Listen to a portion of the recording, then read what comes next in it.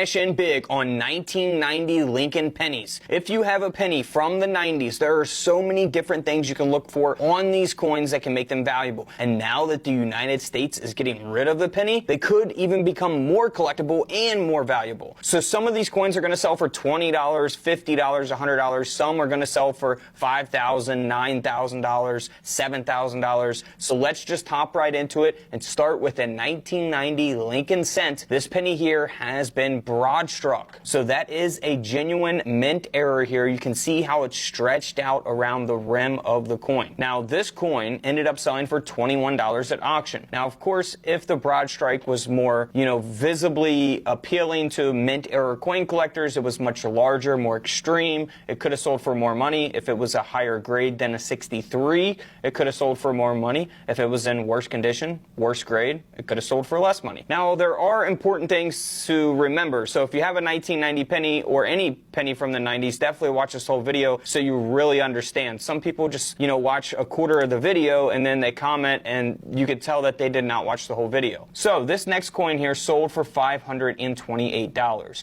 Now, it's very important to understand grade population. It's how many of these pennies from 1990 with that D mint mark below the date has been graded at a mint state 69 red. Now, a 70 is the best grade you can possibly get. That is a perfect flawless coin. This is at a 69 red. But if there's none graded at a 70, or say there's only like 1 or 3 or less than a handful graded at a 69, that's what increases the value, supply and demand. Very simple, because there are collectors out there that want the highest possible grade for every coin that they collect. And that's why this coin sold for over $500. Now, if you look at the same exact coin, 1990 D mint mark, only one grade lower, a mint state 68 red, only sold for $65. So you go from over a $500 coin to under a $100 coin because of one grade. Coin grading is very, very important. Now, some of your coins, one grade could not make a tremendous amount of value. It really depends on each individual coin. These are very common dated coins.